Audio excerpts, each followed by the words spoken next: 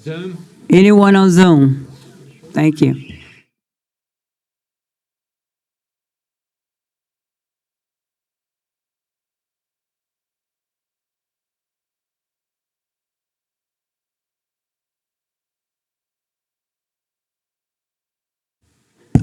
Good afternoon, everyone. It is 3 o'clock. We're waiting on one more council member so we can start the meeting.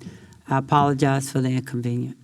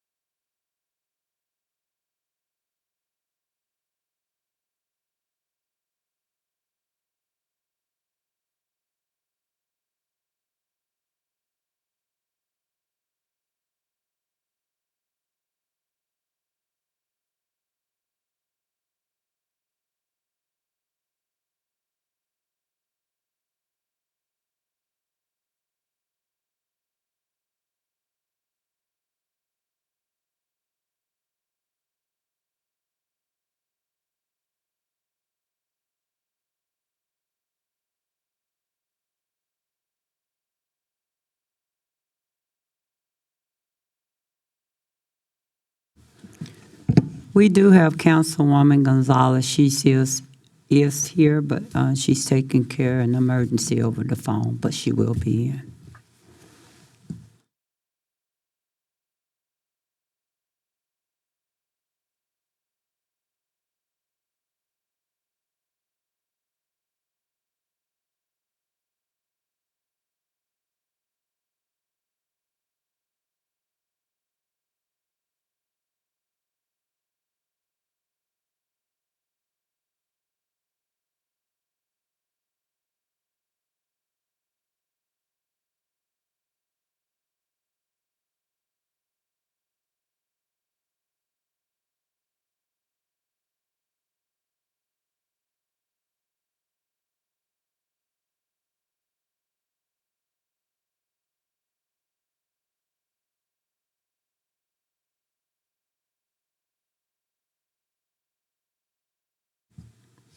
Thank you all for your patience. Mr. Cagle stepped out. It's 3:03. The councilman is called to order. Let the record show all council members are here. Councilmember Cobb is on Zoom, recovering. And Councilmember Solomon had to be in Washington, D.C. for the HOP. They received a prestigious award. And also Councilmember Alvarez had a very important attitude to take care of.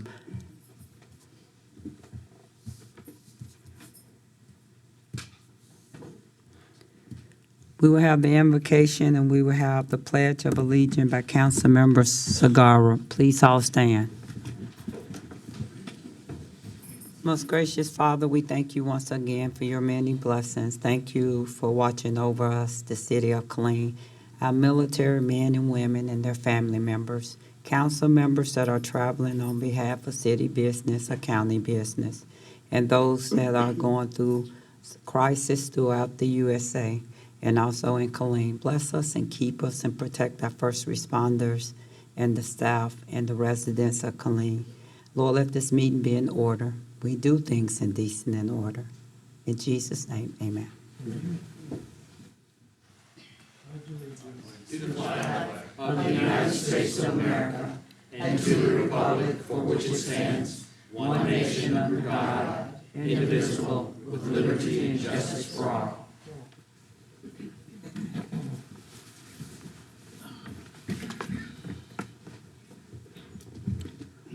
Once again, thank you for your patience, and wait till I announce the item, please.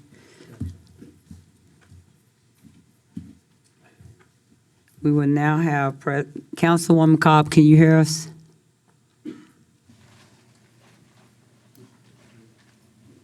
Okay. Yes, ma'am. Thank you. Madam Secretary, presentations, please. Madam Mayor, we need to do the approval of the agenda. Approve the agenda. Councilmember, Mayor Pro Tem, the motion to approve the agenda, disapprove the agenda. Mayor, I move to approve the agenda as printed. Thank you. Councilmember Sagara. Second. All in favor, yes. All opposed, no. Councilwoman Cobb, is it up to approve it or disapprove it? Approve. Thank you. Motion carries 5-0. Now, Madam Secretary, thank you for that. We'll have presentations. PR 25031, presentation recognizing Veteran Cemetery Customer Satisfaction Score, presented by Lori Wilson. Thank you. Good afternoon, Mrs. Wilson. Good afternoon, Mayor and Council. Today, it is my pleasure to introduce Dr. John Kelly, the Director of the Texas State Veteran Cemetery, and he's here with a couple of our wonderful members of the leadership team out at the Veteran Cemetery of Central Texas, right here in Killeen. Thank you, thank you. Thank you, Lori. Madam Mayor, Council, City staff, and citizens of Killeen, my name is Dr. John Kelly. I'm the Director of the Texas State Veteran Cemeteries, and I bring you greetings from Austin. It was about a year ago that I came in front of you to talk about customer satisfaction and how the VA solicits that every year through a survey. I also told you that in 2023, for the first time ever, we had broken a 99% customer satisfaction score. In fact, in that year, it was 99.03. Shockingly to some, last year, I came in front of you to tell you we beat that in fiscal year 2024 with a 99.11% customer satisfaction score. State of Texas Veterans Land Board, to all whom shall see these presents, come greetings. Know ye that the city of Killeen is recognized for dedication and unparalleled service to our cherished veterans and their families. The Central Texas State Veterans Cemetery directly contributed to the achievement of an extraordinary 99.28% customer satisfaction rating for the Texas State Veterans Cemetery Division. And so not only have we broken 99% now 3 years in a row, every year it has gone up. And I think that's an extraordinary statement on the quality and the customer service of the staff provided out at the cemetery. And I always like to tell people, it's not John Kelly sitting in Austin that does that. It is this fantastic staff that are at the cemetery every day, interacting with veterans and their families and helping them and getting through burial services. And I just think it's a wonderful testament to them, and it's our thanks to you all for providing such a great work for us. Thank you very much. Thank you, Dr. Kelly. I didn't see Sergeant Major Goff, retired Sergeant Major. And he regrets he couldn't come. He's got a family emergency. Yes, sir. And he and this team have done an amazing, amazing job. I think the best thing we could have done is to have this partnership together. And thank you for looking out for us at the state level. And so I just want to thank the staff and everyone. Thank you.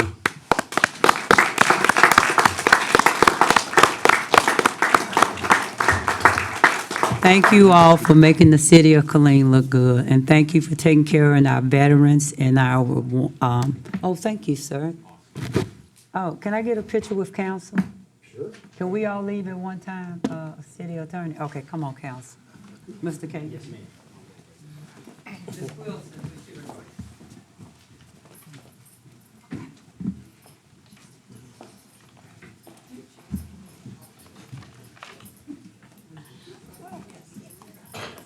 I know you were I didn't know it was going to get a significant award. Where's the? Yes, sir, we have, thank you. Thank you. Thank you. Why y'all in the background? Yes, sir. Come around. No. Come right here. Ma'am, come on, y'all.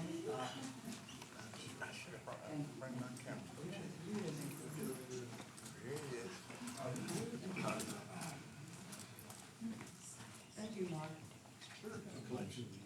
Yes.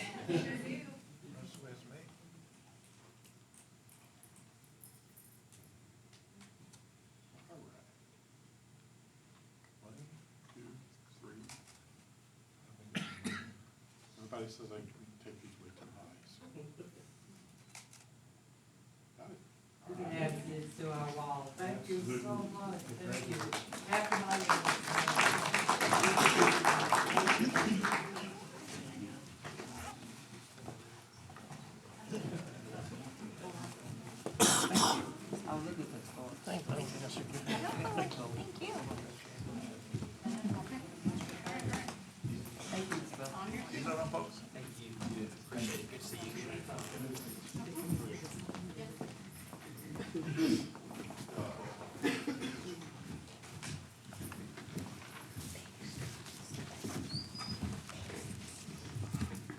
Madam Secretary. Oh. We're getting ready to get started. Discuss agenda items 2 through 5 to the December 9th, 2025 regular session. No final actions until regular session. Madam Secretary. RS 25190, consider a memorandum resolution accepting the Victims of Crime Act VOCA 2026 Crisis Assistance Program grant through the Office of the Governor, Criminal Justice Division, presented by Chief Pedro Lopez. Thank you. Good afternoon, Chief Lopez. Good afternoon, Mayor and Council.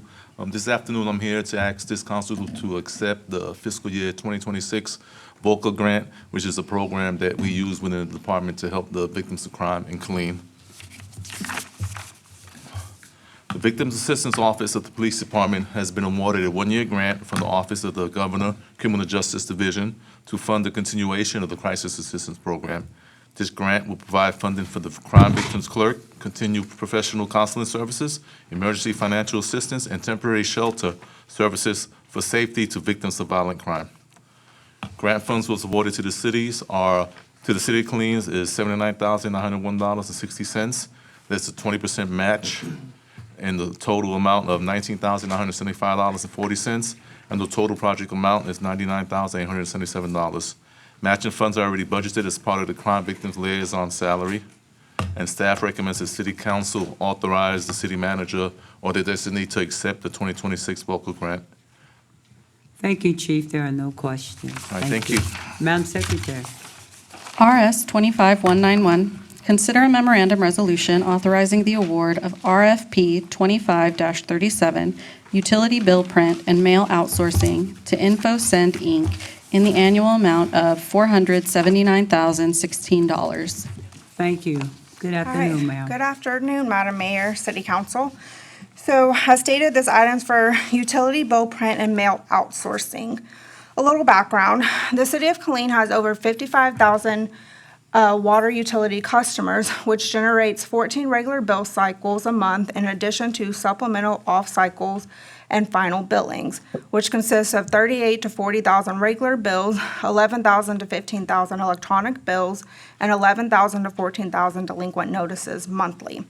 With the increasing cost of paper, envelopes, and postage, along with continuous growth of water utility customers, a request for proposal was issued to explore outsourcing of utility bill print and mailing. RFP 25-37 closed on August 14th. 9 proposals were received. The top 3 proposers were interviewed virtually, and a demo was conducted. InfoSend Inc. was selected based on their detailed implementation process, consistent customer service, and overall cost competitiveness. This slide here shows the cost comparison between bill print and mailing internally, and then outsourcing it externally with InfoSend, which results in about a $70,000 cost savings to the city. The advantages to outsourcing: reduces operational costs, streamlines processes, increases efficiency by allowing utility collection staff to focus on higher value customer service tasks, improves the quality and appearance of bills, and minimizes risk related to equipment maintenance and supply cost. This slide here shows your current bill. So as you know, if you receive a paper bill, this is what your utility bill looks like. It's just plain text. There's no type of graphs or charts in it.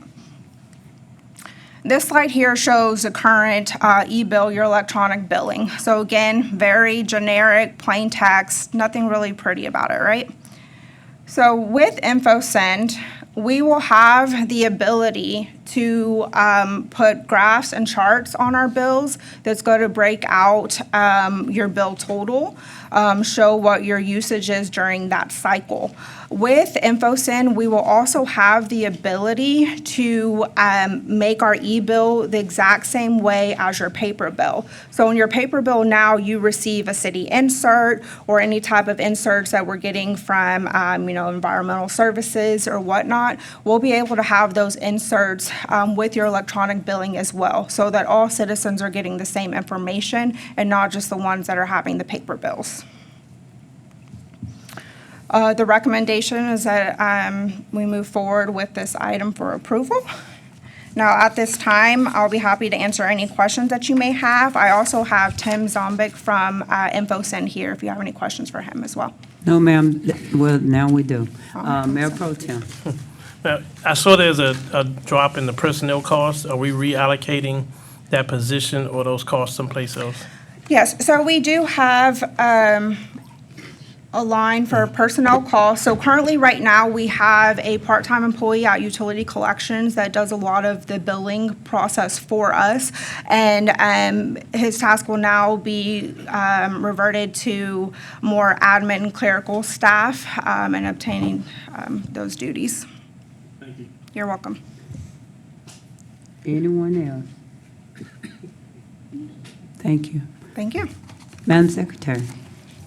RS 25192, consider a memorandum resolution authorizing an agreement with Quick Roofing, TIPS contract number 250-10401, for roof replacement at the Killeen Arts and Activity Center, Building G, in the amount of $181,126.32. Thank you. Presented by Tiffany McNair. Thank you. Good afternoon, ma'am. Good afternoon, ma'am. On May 16, 2024, the city filed a claim with TML for damage at several roofs, including the CAC Center, Building G, after high winds and rain. An adjuster was on site June 18th of 2024, and the initial claim from TML was for $90,248 for CAC Buildings A and G. While working with the adjuster, there was a change in personnel at TML, and a new adjuster was assigned to our claim. Subsequently, the new adjuster approved the claim for the expanded roof repair at Building G, and there is a separate, or was a separate claim for Building A. We're just here for Building G. Replacement of the roof is necessary to ensure a safe and healthy work environment and to protect recent renovations to the work area. Staff obtained 2 quotes through the TIPS Cooperative, QR Roofing, $181,121.32, and then FSR, who was just over $206,000. The Quick Roofing conforms to city policy through the TIPS contract, and it is exempt from the competitive bidding process as stated in Texas Local Government Code, Section 271.102C. Funding will be included in the fiscal year 26 year-end budget amendment in conjunction with insurance proceeds. The scope of the work includes demo of existing membrane to attach 60 mil TPO per membrane, I'm sorry, but I did try to memorize that, I'm sorry. Standard color drip edge with cleat and 20-year no dollar limit warranty. Staff recommends that the city council authorize the city manager or his designee to enter into the agreement for the roof repair at Building G at CAC for $181,126.32.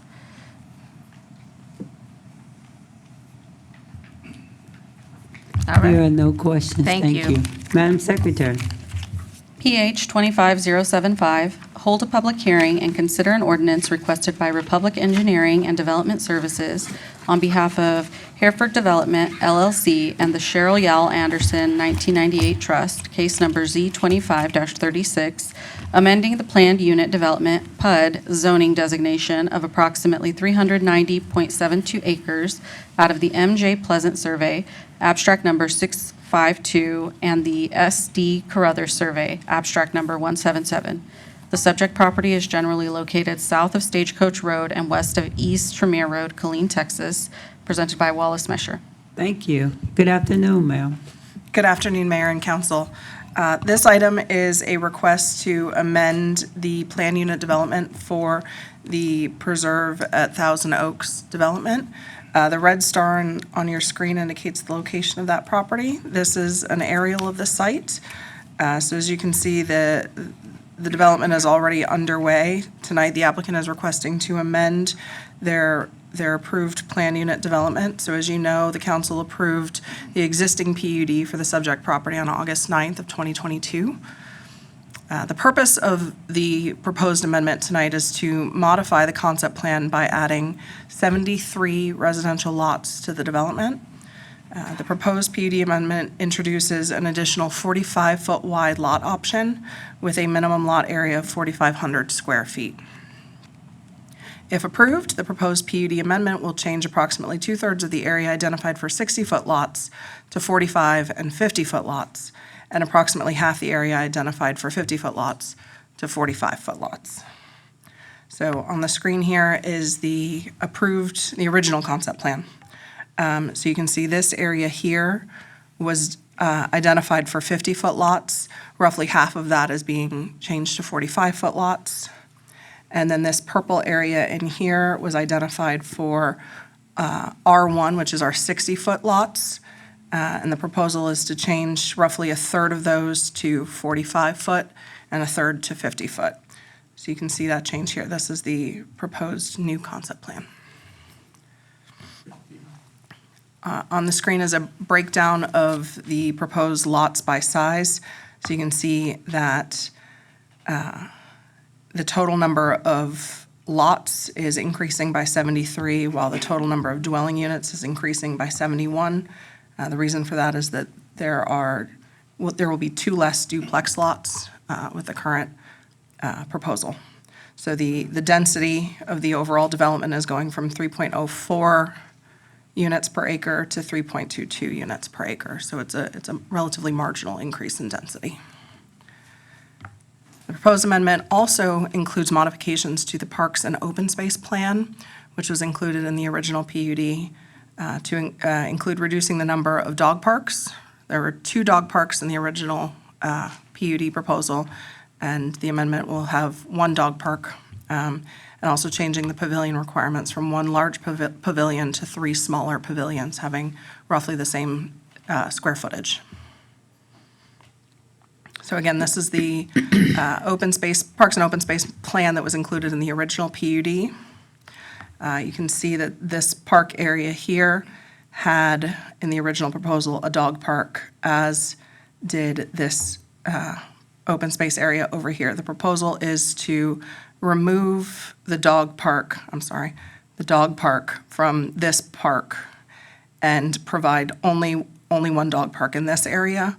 The reason for that is that both the applicant and city staff wanted to separate the dog park from the playground so that dogs and children aren't in the same general vicinity. There's also the covered pavilion here. There's supposed to be, per the original concept plan, one large covered pavilion. The intent, here's the revised Parks and Open Space Plan. The intent now is to provide 3 smaller covered pavilions. There will be 2 in this location here and 1 here. And the reason for that is to be able to incorporate those covered pavilions in and amongst the trees without having to take out trees. The subject property is located within the intended growth area on the growth sector map and designated residential mix on the future land use map.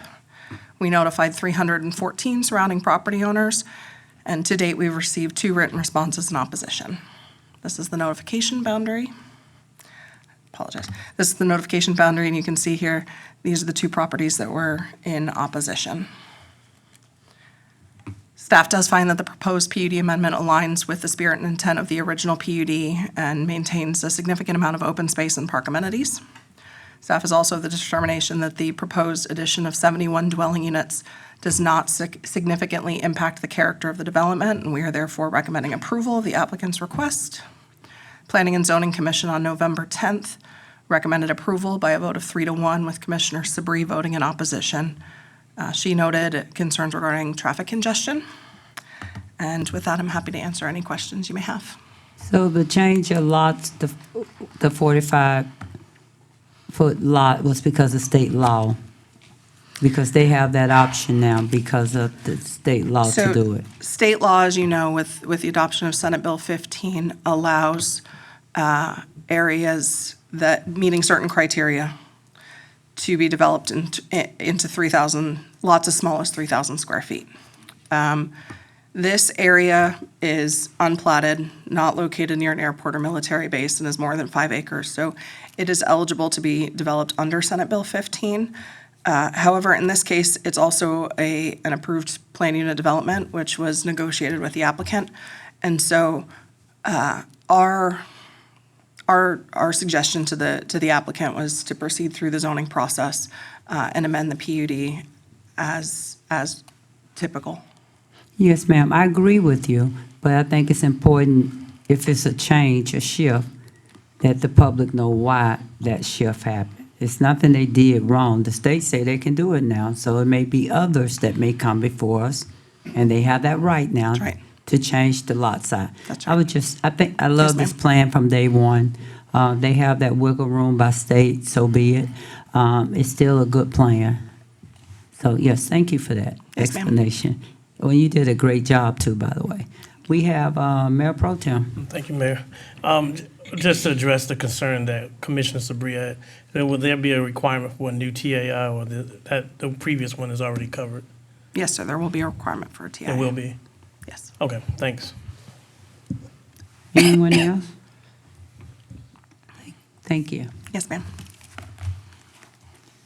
We will now open up for citizen comments. Michael Fanino. Good afternoon, you have 3 minutes.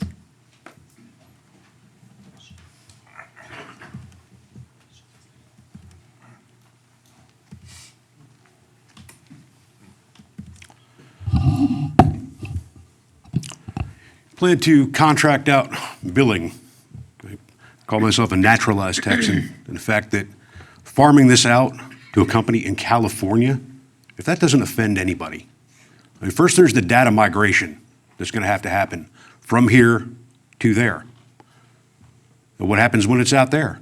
California is not really known for its strict adherence to data security or even the accuracy of the data that they receive.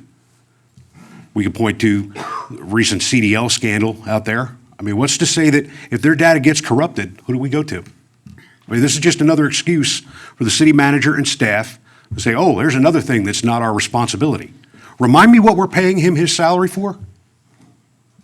It always comes down to, not my job, we're going to farm this out to somebody else. I mean, if anybody noticed outside, we don't even have city workers mowing the lawn here at City Hall. It's contractors. Right? What does this man do except shuffle it on down the road, and it's always somebody else's job? And given the past history, we talk about downtown with contracts and agreements and everything else, how many buildings do we have problems with downtown that the minute it ran into trouble, oh, well, the agreement that we agreed to, we can't enforce it, we can't do anything, we're out of money, we're out of resources. Show me where we have any guarantee that this is going to be of any benefit. Not to mention the fact that when it comes to mailing time, are we going to have to dial back the billing schedule? You don't know anything about the Postal Service. 765 prefix with our zip code. 765 to 765 generally takes 24 to 48 hours to send it out. Now you're going to have stuff mailed out from California, one with a postmark, which is probably going to confuse a lot of people. And in today's day and age with scams, I got a bill from California for Colleen. That goes in the trash. And then the time that it's going to take. This is real world stuff. More practical items that is quite clear that nameless city staff always comes up with these ideas without even asking us to begin with. You're all set to vote yes on it. Oh, it's a wonderful idea. When does this end? When do we get a say on, hey, let's propose an idea. Should we pursue this in the first place? We don't have that option. But that's the way this council's been rigged for quite some time now. Would you shut up, sir? I'm sick and tired of this individual. You need to deal with him, and deal with him now. Mr. Fernino, you have 17 minutes. Mr. And you have a Jones, duty to Mr. eject this man. Mr. Jones, you have, Mr. Fernino, you have 9 seconds now. Mr. Jones, if you are talking, please stop. It's not if. You know he is. You can hear me scratching my privates in the back, and you can bang the you. gavel. Your You're time going to say is that you up. don't hear him? Thank you. Melissa Brown, good afternoon. You have 3 minutes.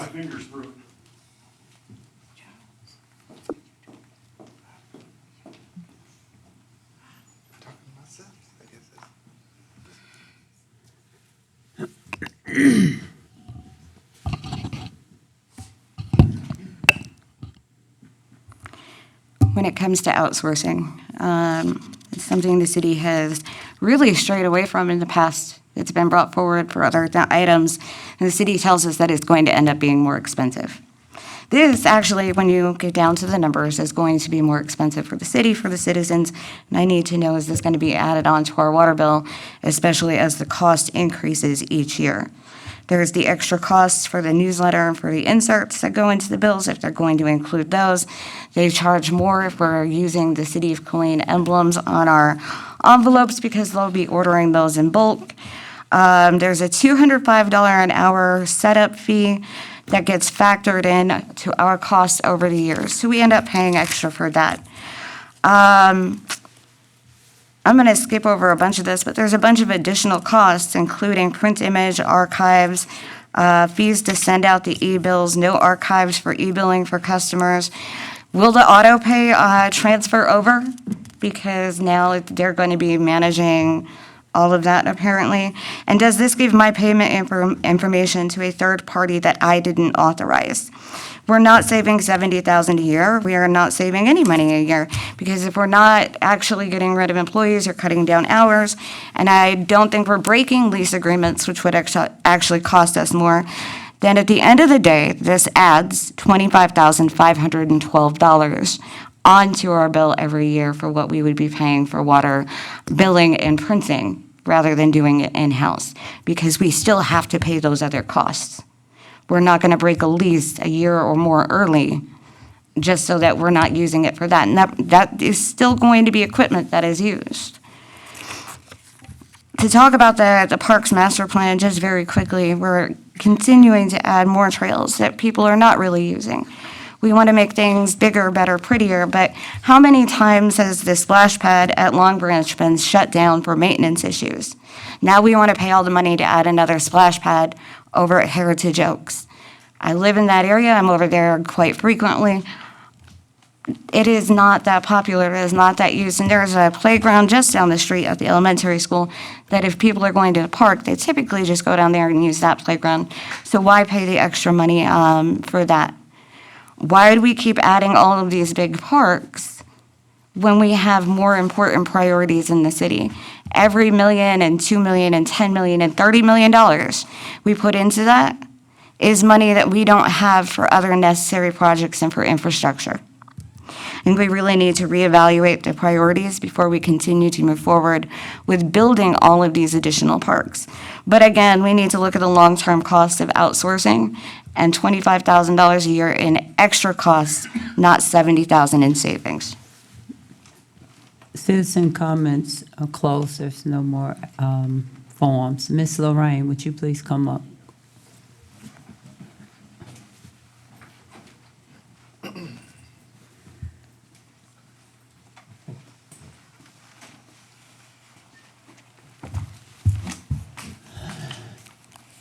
Thank you.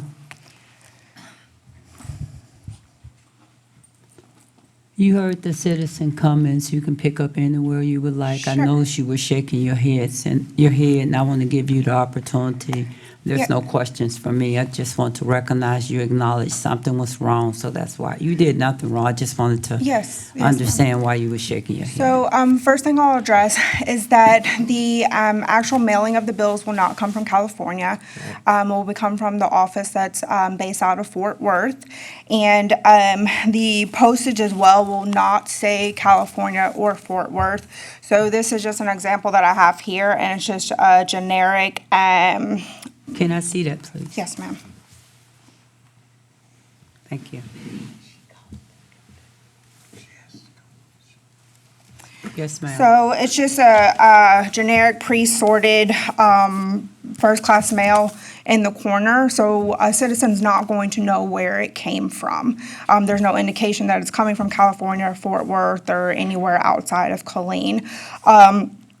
Also, implementation will take about 10 to 12 weeks, and so internally, we will make sure that citizens are aware that we're outsourcing this, so we'll put it on our city website, social media. We also can provide inserts of, hey, this is what we're doing, we're switching to outsourcing, this is what your bill will look like, this is how you can read your bill, etc. So we will make sure that we get that information out there, so people, like I said, people get in like, hey, what is this? I'm gonna throw it away. There are also some other creative things that we can do with the billing to get information on there as well. When it comes to pricing, so let's see, one of the things they asked as far as the equipment. We do have plans in place with equipment. So we currently have a mail machine and a printer at Utility Collections that does the billing, the printing and the billing. However, we have other mail machines within the city. And so some of those leases fall off first. We'll get rid of those. We'll have that one. Once that one falls off, we'll get rid of that. So we're not going to keep it. We're going to reallocate it within other, reallocate the mail machines within the city, and so we'll save cost there. Let's see, another question as far as the cost savings and personnel. So we also do have another employee at Print Shop, or we had 2 employees at Print Shop, now we're down to 1. So the 1 employee that did do all of our envelopes and our billing, that person is now retired, and we're no longer running that press machine. And so we've saved a lot of costs from that machine as far as monthly maintenance there. I also have Tim from InfoSend. He can answer some of that additional billing questions. Yes, ma'am. Thank you for that clarity, but there was one more question. Their personal information, will it be compromised? No, ma'am, and I can have Tim talk about the security. So the actual billing is not coming from InfoSend. So the way that the citizens pay the bills now, that's still going to remain the same. What we're doing with InfoSend is we're essentially linking a link within our internal, our existing portal now. So they're still going to be paying the exact same way. That's not changing. We're just sending the data file through a secure site to InfoSend, who will do the billing, the mailing, or the stuffing and the mailing of the bills. Tim, you So, wanna- sir, if you would like to add anything else, because I know even if you have a credit card, whether it be from J.C. Penney's, Dillard's, they have your personal information. We really don't know where that information is. We get our bill from somewhere. I'm seeing it being not the same way, correct? Correct. This So- is much more secure. So the billing's not actually through InfoSend. The billing is going to remain the same way that they pay their bill now. We're just linking the actual bill itself, so you can see the data of your bill, the data of the city inserts into that portal. Correct. But I was just giving an example that people receive that, and that's less secure than what we're doing. That's what I was just doing. Yes, ma'am. Okay, well, anyone have any questions of him? Mayor Pro Tem? Yeah, one of the other questions was the escalating costs over a period of time. So the goal is, as far as the cost that you see, so in the estimated 38,000 to 40,000 prints a month, that does include the city inserts and any additional costs. So I don't know if I can pull up my presentation. Let's see.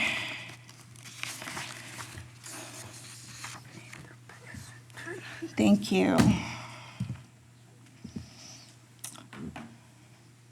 So in that, the first column, or first row, I'm sorry, for the 38,000 monthly bills, that includes the inserts and return envelopes, and any of the extra fees is within that 28,000. That's not anything extra. Now, costs will fluctuate, more paper bills or less paper bills. Our goal is to reduce costs over time, so by encouraging more electronic billing, because with electronic billing moving forward, I can give a lot more information than I'm able to do now. And we do have some citizens that get a paper bill and an electronic bill because they don't get the inserts when they get the e-bill. But now moving forward with the e-bill, I can give you all the city information, that we put out there. Yes, ma'am. Thank you. Most companies now, like I go back to Dillard's and Macy's, I receive option to opt out of paper. So what you're doing is no different than anyone else. Matter of fact, I love it that you're giving them an option, and in the long run, it will save us money. Yes, ma'am. And if any new system come into place, you always have I'm concerned. We all are concerned. But it's just like Novocaine, give it time, it'll work. And that's with any program that we have ever brought new to this city. And we can honestly say that program has done better work for us now than the old program we had. So I commend you and your staff for looking at new innovative ways to make it cost-effective and still keep your employees. So I commend you all. Sir, thank you Thank you. for being here, too. And one more thing, the one thing you missed, I think we could have fixed it right then and there, but you called it. You said it, but people missed it. You're going to let the people know in advance anyway.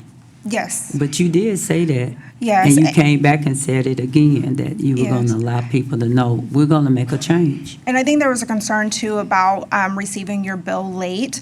That is, we're pretty confident that's not going to happen. If anything, we would change our internal timeline as far as when we would get the files to InfoSend, so that is not a delay on the citizens. And so that's something that we'll work out within our implementation as well, of do we need to push back a couple days to ensure that the citizens get their bills on time. We won't have any delay or lag in your monthly billing cycle when Thank we go you. live. Like, once again, thank you for catching it. You said it, but then you remember what they asked, and you came back and repeated it again. Yes, That the ma'am. public will be aware of the changes way in advance, correct? Yes, ma'am. Yes, ma'am. Thank you. Excellent job. You're welcome. Thank you. Anything else, Council? Great job, great job. Thank you. All right. Consent agenda, Madam City Secretary. RS 25190, RS 25191, and RS 25192. Mayor Pro Tem, can I get a motion to approve or deny? Mayor Pro Tem Adams. I move to approve the consent agenda. Councilmember Kendrick. All in favor, yes. All opposed, no. Councilwoman Yes. Pop, yes. Oh, you said yes? Yes, ma'am. Thank you. Motion carried 5-0. Public hearing, council, Mrs. Mesher went through the slides. Would you like for her to go back through it? Okay, Madam Secretary? PH 25075. The caption of the ordinance reads, "An ordinance amending the City of Killeen zoning ordinance by changing the zoning of approximately 390.72 acres out of the M.J. Pleasant Survey Abstract Number 652 and the S.D. Carruthers Survey Abstract Number 177 to amend the planned unit development, PUD, providing a savings clause, providing for the repeal of conflicting provisions, providing for an effective date." Thank you. Is the applicant here? If so, would you like to speak? Is that, oh, sir? Will you please state your name for the record? Good afternoon. Good afternoon, sir. Chris Dosey, Flint Rock Builders. How are you? Oh, yes, sir. Bye. Good. Yeah, so we negotiated this plan unit development 3 years ago with the City of Killeen, Wallace and her staff. The market was, in a different state than it is today. And so we went back to Wallace and her team and Mr. Cagle and sat down and worked through this plan. It represents an increase of density of 7%, but what it really does is puts about 100 more homes in the reach of, affordability. And, that was sort of the goal is how do we get these homes to remain the high quality, the high standards that we've agreed to in the PUD, but make them affordable. And so this amendment represents that. Yes, sir. Anything, questions of him, council? Thank you. Thank you, sir. Thank you. We will now have our public hearing. Did you say something?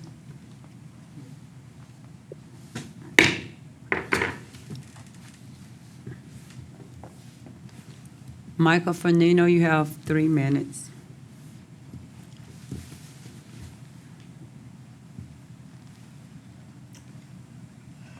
If he so much as coughs, throw him out. Let's dial back, and there he starts. Let's dial back the clock on this issue. If you recall, and I know that many of you don't, the night this was voted for approval, citizen comment on this item took about an hour. Overwhelmingly against having this many houses. Now, we're doubling down and we're going to increase density. I mean, when we objected before, gee, I wonder why there's not so many people here again. Oh, 3 o'clock meetings start. Most people can't attend and voice their opposition. Now we're going to increase density. How is this a good idea?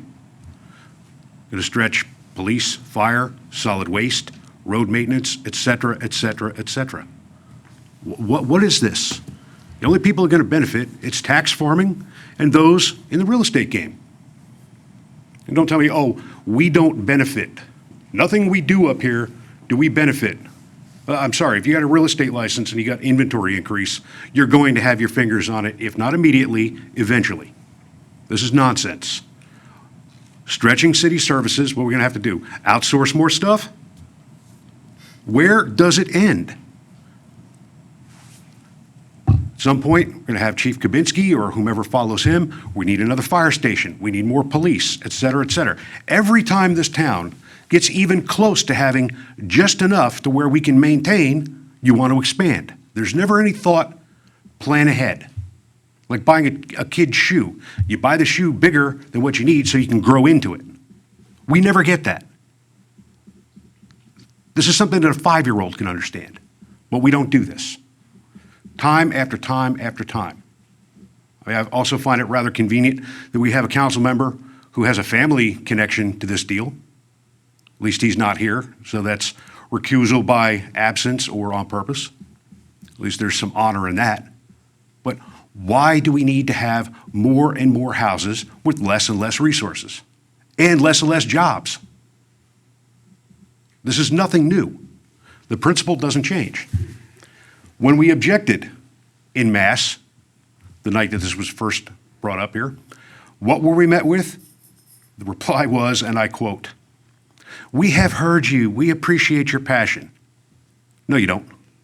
Start asking yourselves, it's coming up on campaign season, who do you represent?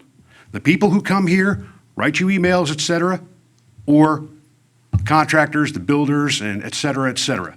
Enough, right? If you haven't read the paper, you lost one of your biggest supporters when it comes to letters to the editor. He's dumped you. Are you not seeing the writing on the wall? You're going in the wrong direction.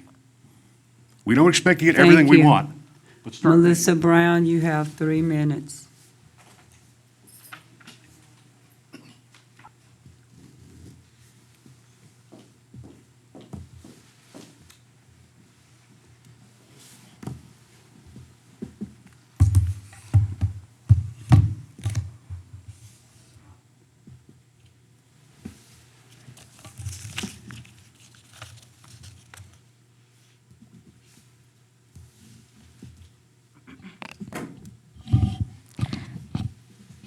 A 7% increase in population density is not small, especially in this part of the city, in this area. I will let you know that I walked all the way through Spanish Oaks. Most of the residents there who are going to be affected by this because they're directly across East Tremere were not notified about these changes. They didn't know that there was a meeting today where council was going to vote on it, and I can tell you that they are not supportive of it. This is a PUD, so it doesn't fall under the state law because we negotiate what it is, so we don't have to give them 3,000 square feet. And it was approved before the law was passed. Why would we want to separate kids from dogs? That way parents can decide they either go and take their dogs to the dog park or they're going to take their kids to the playground. Every dog park that we have in the city has a playground near it. Citizens in the survey said they want larger lots, not cram in a bunch of smaller ones. So now we're going to get rid of 256,000 square feet lots and in order to add 325 lots that are either 5,000 square feet or smaller. Let's go ahead and look at my slide real quick, which is a page out of the 2040 plan, where it shows where population density is growing, where we're adding more density. So if you look at the map, you can see that the only thing that's really got density there is Yowl Ranch. With the 4,500 square foot lots, that will be smaller than those lots on the back side of Yowl. Smaller than that. That's ridiculous. This is not a neighborhood infill development area. This is actually in a controlled growth area. Even though that's not what it was labeled, it was named what it was because this project was going to come up to the council, and they wanted to make sure that it didn't interfere with the flume. I do have another question, though. Why is it that the AR1 lots are going to have their own private and exclusive drive? So not only do we now have the fact that, well, we're going to put the dog park closer to the lower density, more affluent area, put a playground over on the other side. But now we look, and if you see where all the lines are on the map, there is an exclusive road to go into and out of the area of AR1. So we're already separating it. We're segregating people based on that. And by the way, Ms. Debris did not just cite the traffic. Ms. Debris said that she was against it because she lives in that area. She sees how much this growth is detrimental to the character of what that part of South Killeen was, and that she felt it would be best to just leave it the way it is already approved. And I would say that I agree with her, and probably so should the council. Public hearing is closed. Can I get a motion to approve or disapprove PH-25-075? Can I get a motion to approve or disapprove? PH-25-075. Mayor, I move to approve. Thank you. Councilman Cigar. A second. Mayor Pro Tem Adams. A second. All in favor, yes. All opposed, no. Councilwoman Cobb, is up or down? Councilwoman Cobb, is it up or down? It's up.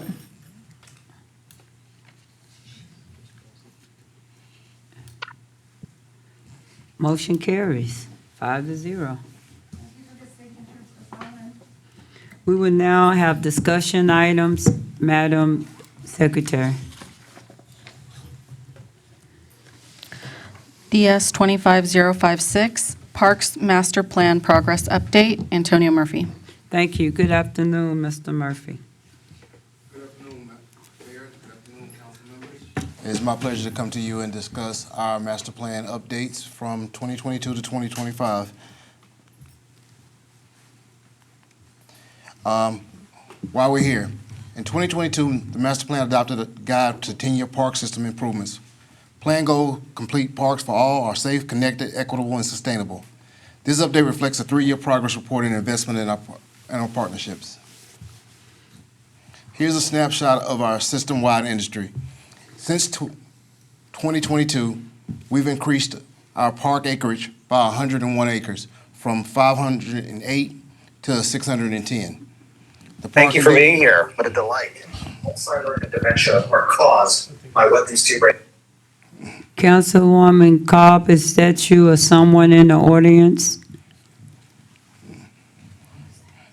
Yes, ma'am. It's all. Thank you. So I apologize for that. In 2022, it was found that 10 of the parks were rated in either poor or fair condition. Since 2022 to 2025, we've made improvement in 7 of these parks, which continue planning improvements for the additional 3 parks. Outside of the 10 parks that were rated poor or fair, we have 23 parks in Killeen that were rated moderate or adequate. We have improved 19 of those and have slated improvements for continuing in 2026. We've increased our trail mileage by 2.23 miles, from 8.9 miles to 11.13 miles. The operation and mowings and maintenance. Our traditional mowing repair, with such rapid growth and incremental increases in acreage, tend to outgrow, so we got creative. The implementation of grow zones to prevent the maintenance and provide a natural growth area for inhabitants was implemented, as well as we have contracted out some of the services for areas to be maintained. In addition, we were able to add a park planner, which is significant aid to the design, growth, and development of our park spaces. Here's just a map overview of where we've had improvements in the areas that are designated for future improvement. As you can see, we have 27 areas that have been seeing some type of touch of love since 2022.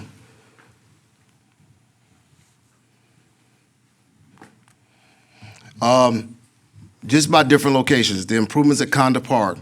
In 2022, there was a restroom building, playgrounds with shades, field lightings, a multipurpose field was added, resurface of the parking, curb stops, striping, picnic tables, and grills. This funding was covered by ARPA, our CIP, our CDBG, as well as our park operating budget. In 2023, we added an additional restroom, skate park renovation, drainage enhancements, and a pedestrian bridge, which was funded through ARPA and our CDBG. In 2024, there was solar lighting, resurfaced basketball court, new basketball goals, shade over the bleachers, and we planted 20 trees with irrigation that was funded between ARPA, Parks, and the CDGB.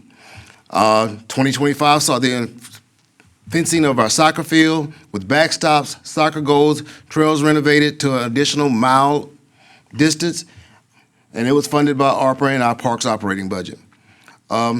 Future projects. The South Playground will have shade structures and 12 additional trees added with benches and a water fountain for the future 2026, as well as our much-awaited park maintenance facility update and building. That was what Councilwoman Cobb wanted, correct? Yes, ma'am. Thank goodness. Um, Gee, okay, great. Here's just a few pictures And of I love the, it too.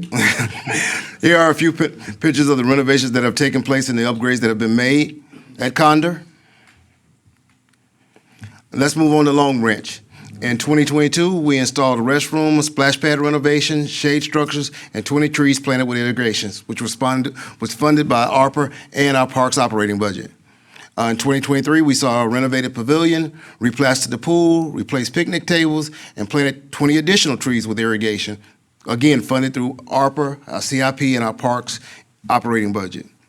We had almost a mile of trail installed with solar lighting in 2024, funded by ARPA and our parks operating budget. 2025 saw some of our most noticeable improvements with the addition of a new pool house, a new maintenance shed, painted picnic pavilion, picnic tables, benches, shade structures. We took one of the tennis courts and renovated it to 4 pickleball courts conversions, and we added 25 trees with irrigation. Still to come in 2025 before the year ends, we will see the installation of a new pool slide as an additional feature at Long Branch Pool. And again, here's some pictures of the marked improvements in that short 3-year span. Next is Lions Club Park and Family Aquatic Center. In 2022, we were able to add a shade canopy and a playground equipment installed, funded through parks and CIP. We planted 20 trees with irrigation in 2023. We did landscape inside the Family Aquatic Center to update the grassy areas and common areas in 2024. In 2025, we just completed back here at the end of October a major slide refurbishment, renovated our medians, added a maintenance shelter, and replaced a book nook in a park library. Let's go to AA Lane, which saw some significant love and will continue to see love as we move forward. In 2023, we were able to improve the drainage, add a playground shade with shade structure. 2024, we did bleachers and renovated with painting for Love My Park Day. And in 2025, a pavilion renovation. At Fox Creek, we were able to improve our ADA access with sidewalk improvements in 2024. 2025 saw the addition of a new playground, shade structures, picnic tables, grill, and a basketball court concrete overlay. 2026, we're planning to bring on a butterfly garden and a Monarch Way Station. Maxdale, which is a partnership in conjunction with our school district, we were able to, in 2024, paint the pavilion, add new picnic tables, and planted 20 trees with irrigation. Marlboro Park, which is currently one of our projects that will come up, in 2025, we were able to add new bleachers, new picnic tables, with things to come in the future of 2026, 2027, a playground replacement, basketball court resurfacing, and 12 trees funded as well. Phyllis Park improvements, we added a multi-purpose flowable irrigation in 2022, installed limestone blocks for road barriers, basketball court resurfaces, and new goals will come in 2024 with additional shade structures, and we installed 0.2 of a mile of a trail loop. Stewart Park improvements. Again, we were able to install a multi-purpose field with irrigation added in 2023, playground structures with shade structure, benches. In 2024, we did a playground water surfacing replaced and added ADA improvements, as well as another 0.2 of a mile in trail distance. Mickey's Dog Park, 2025 saw the fence replaced. 2026, we plan to improve and replace the play equipment, as well as add a paved access to the shelters. Personal Heritage and Bike Trail. 2023, we saw the installation of 27 disc golf tee boxes and holes. 2024 saw the installation of benches and a water fountain, with future growth planned for a playground, splash pad, and restroom to come 2026. Other parks improvements and ongoing. At Timber Ridge, we were able to install 20 trees with irrigation, continuing renovations of the Rosa Hart Killeen Civic Community Center with pickleball courts and gym floor renovations are scheduled for 2026. Additional field tops were able to be purchased to cover our athletic fields to maintain their playable status. We also were able to add in technology to improve our efficiencies by purchasing an automatic field painter, which is line a field in half the time of our human capital component. as well as we were able to protect staff resources by, again, outsourcing some contracted work for maintaining of additional park spaces that needed to be cut and installed. As well as we're planning on installing 2 water fountains during the Fort Cavazos Regional Trail. Again, highlighting the trails and connectivity and green infrastructure. As I said, 2.23 miles of trails have been added currently, with another 2.5 miles additionally to be added through new development. To total, we've planted 145 trees, 65 at Long Branch, 20 at Maxdale, 20 at Timber Ridge, 20 at Condor, and 20 at Lions Club Park. You'll see something that we're leaning towards more innovation. We have 7 acres of identified what is now a grow zone at our different community parks. We wanted to add some beautiful by planting natural wildflower seeds to add a little color. One of the things we discovered when we instituted this grow zone is once it gets higher, while it does include a natural habitat for native habits, it looks to be an appearance of unkept. So in a way to beautify the area and add something nice and another amenity, we decided to try this wildflower project to add some color, to be more inviting and have more of our residents to be able to enjoy our parks. In 2022, the parkland dedication ordinance was implemented.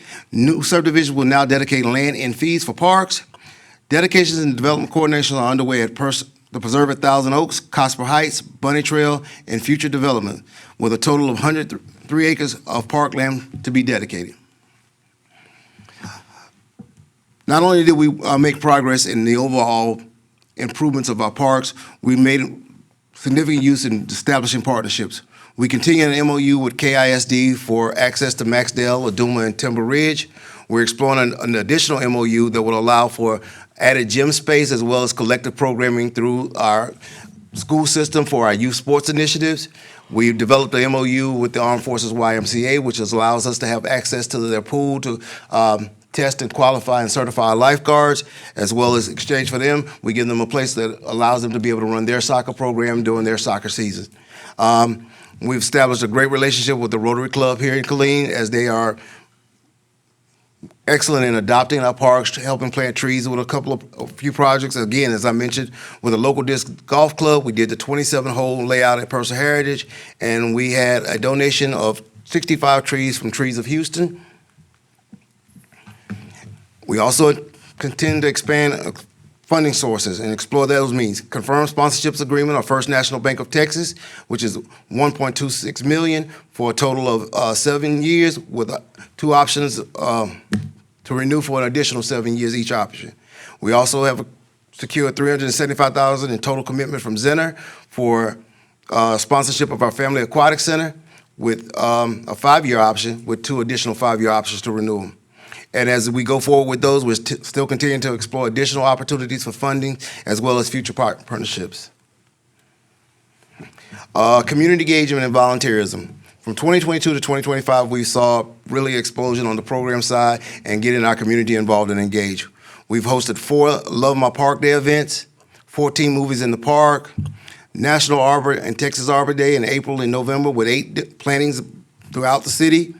We have, of our 27 park spaces, we have 22 adopted park by community stakeholders who take an interest in actively keeping it clean and friendly and inviting.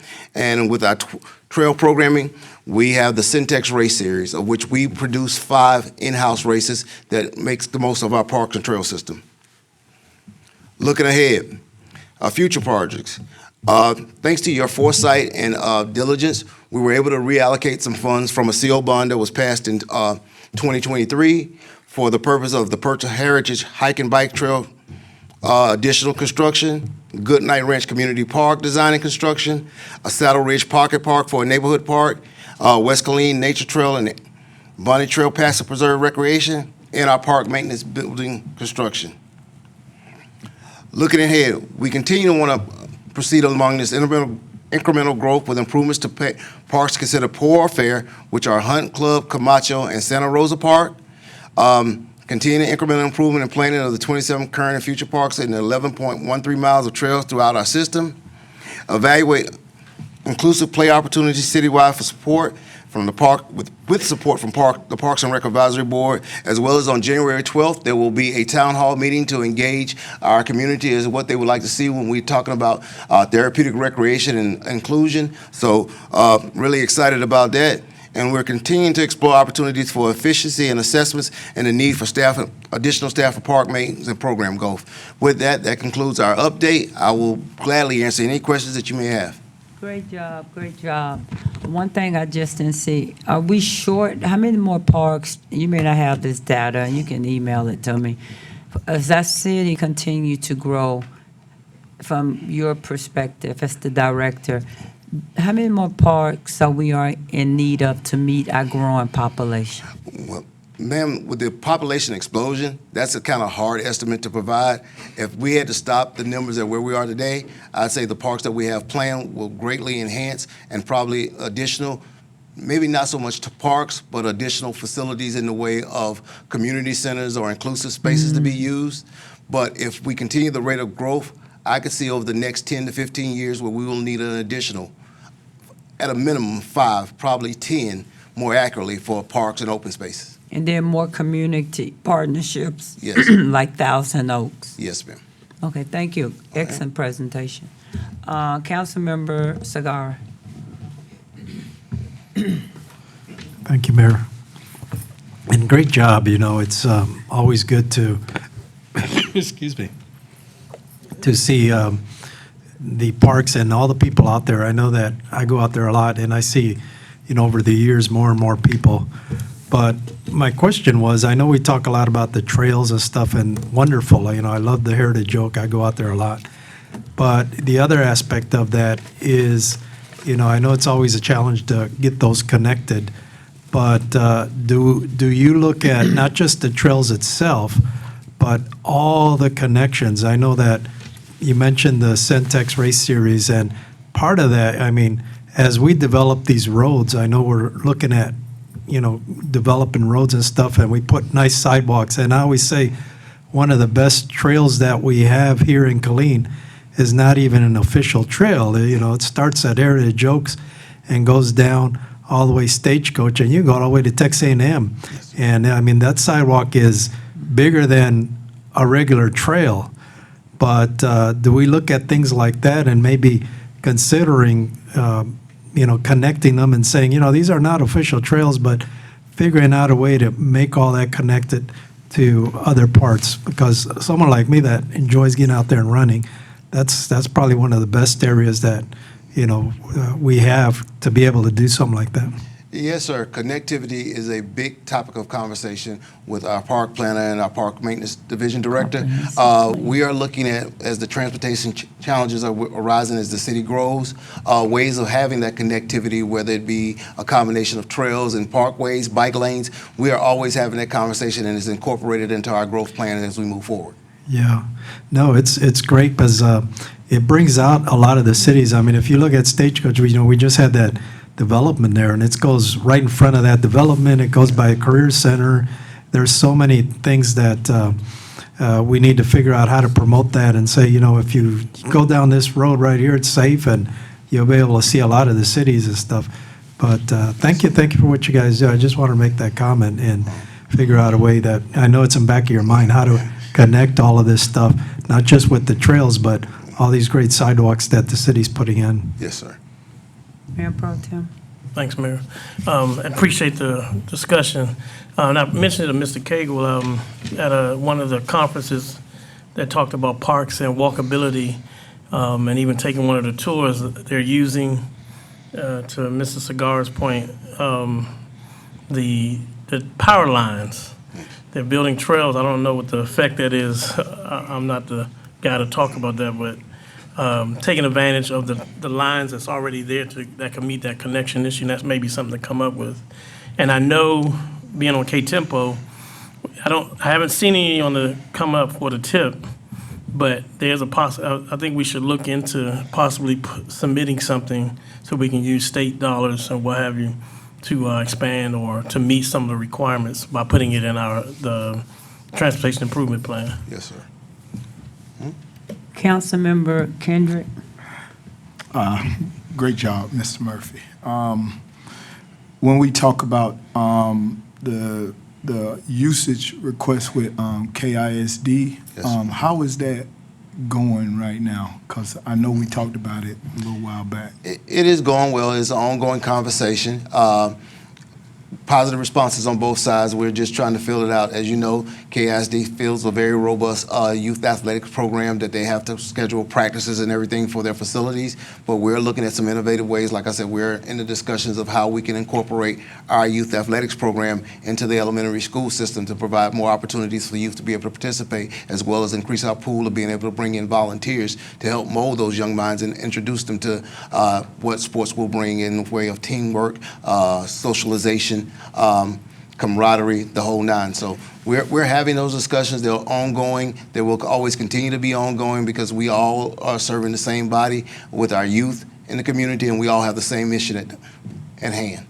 Right. So with that being said, when you say to bring the youth in, and I know how you feel about it, I just want the citizens to know, the more that we can acclimate these kids and get them out the house and doing something, it actually reinforces positive in everything in life that they are doing, everyday life. Yes, sir. Okay. That's all I got. Well, Mr. Murphy, to sum up, I think the council's saying you're doing a great job, excellent job. I like the part with the, you're following the comprehensive plan with the connectivity, Councilmember Sagara and Mayor Pro Tem, things that they would like to see happening with the master plan, but you're doing that, but it's also fall within the comprehensive plan. And with Councilmember Kendrick, I want to give you kudos. Mrs. Anjanette Wickerson, that's who you work with in KISD, she had only good things to say about you, your professionalism, willing to be a team player, and bringing so many innovative, great ideas to her on how we can have that partnership to be even stronger. So kudos on that. Thank you, ma'am. Anything else you would like to say, Council? Anybody else? Yes, that triggers something. Yeah. 'Cause I said Wickerson. I had an alibi because it was something that you said earlier when it was asked, I think the mayor, yes, it was the mayor asked, how many parks would we need? And you said you couldn't answer that. But just how many rec centers do you think we would, right now, would need without thinking about the growth of the city, but what we really need right now? If we use the current industry standards and projections, there should be within walking distance of, which is about 2.5 miles or 10 minutes, a facility or a park with every 10-minute walk. Being as that we have two that are really not on a established walking trail, I would say initially 3. Just to be strategically positioned out the center, and then we can work in from there and have discussions about whether we have small community centers that can host meetings and engagements and not necessarily have the full-on athletic component, or we have full-scale centers, but there also needs to be variation. We do not need, while we need basketball courts, I'm going to go on record and say we do not need 20 basketball courts and 20 facilities. We need to offer variety because not everyone's an athlete and not everybody wants to excel that way. The other part that's not spoken about recreation a lot of time is the leisure component. And we are blessed to have cultural diversity here. So including what the city of Killeen offers and engaging in on multiple levels, having those spaces and opportunities available. Thank you, Mr. Murphy. Thank you, sir.